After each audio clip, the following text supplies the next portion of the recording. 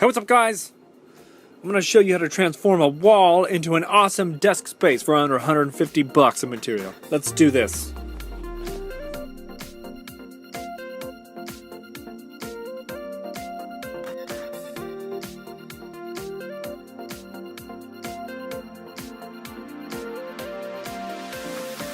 For this project, the materials were 2 straight top plate leg mounts, 1 1/4 inch exterior wood screws, 2 stylish looking 28-inch legs, fancy, 2 1x2s, a 2x4, and 2 2-foot by 4-foot cutout pieces of pegboard, a fancy stained grade solid wood panel that measured 16 inches by 3/4 of an inch by 8 feet, and then a 3-foot length of the same stuff, and an 8-foot piece of the same stuff that was not finished or stained grade.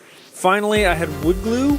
The tools I used were safety gear, a grip of Ryobi power tools, bit tips for the drills, a drill bit kit for them as well, a box of random hardware is always handy, and a rotary tool, or a cutout tool is what it's called. It's like a roto zip, but it's not a roto zip because I think that's a brand name.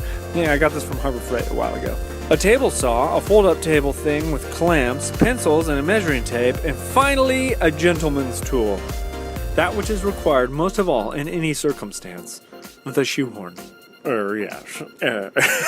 What? How did I do it?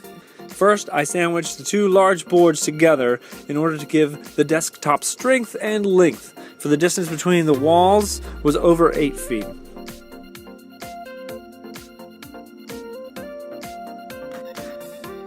You may notice that I need some small pieces.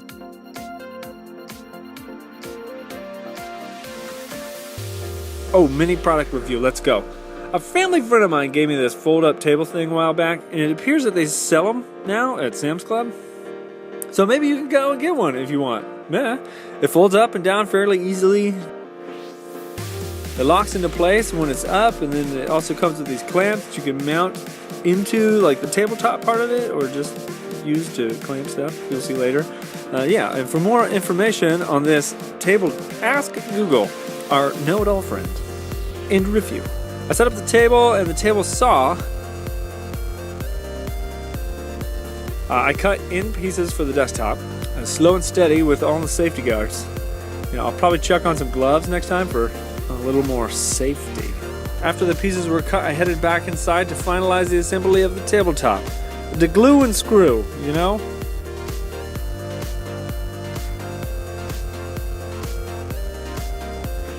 After the tabletop was all together, I ended up doing a final measure, and then I trimmed both sides of it to fit it because it was actually a little bit too big. And then I added some screws, and next I marked places to cut out holes for the leg plates, and then cut them with the cutout tool.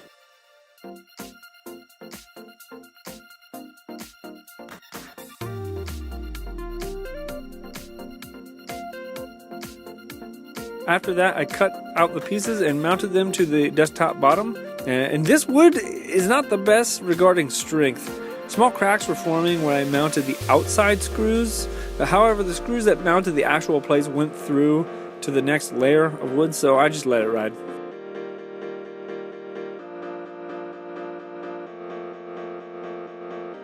Inside, we were able to just screw the legs onto the mounts and then lean the desktop against the wall. And then mounted the 2x4 on the wall. I used 2 serious lag bolts. Grab those after the fact. Then I used 2 metal clamps with the same screws from earlier to mount the desktop and 2x4 together. This thing can hold some serious weight. The next step was the pegboard. My wife and I held the pieces up and adjusted placement on the walls to figure out exactly how we wanted them, and then chose to just go with like a letterbox style positioning.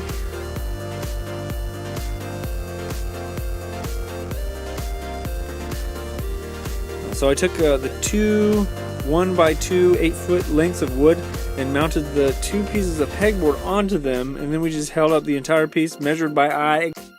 We don't care to bubble this one out. And I liked it to use 4 of the drywall anchors initially to hold the pegboard. Later, we used longer screws and mounted it into the 2x4s in the wall. Yeah, and if you want to see a fast way to mount a screw into a wall, check out my video about that, and always be mindful whether or not your house has asbestos, and if it does, please don't make holes in the walls. After the pegboard was up, I drilled a hole for the cords to go through. It's just an inch diameter hole.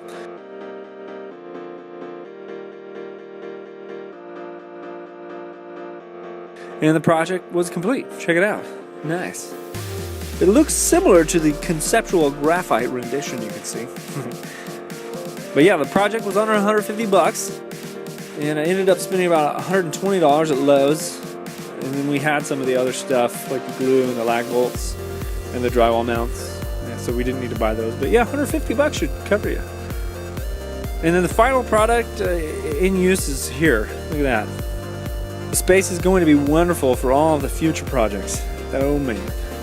And the light I ended up buying at Sam's Club, it claims to use 42 watts. It's a 4-foot like shop light.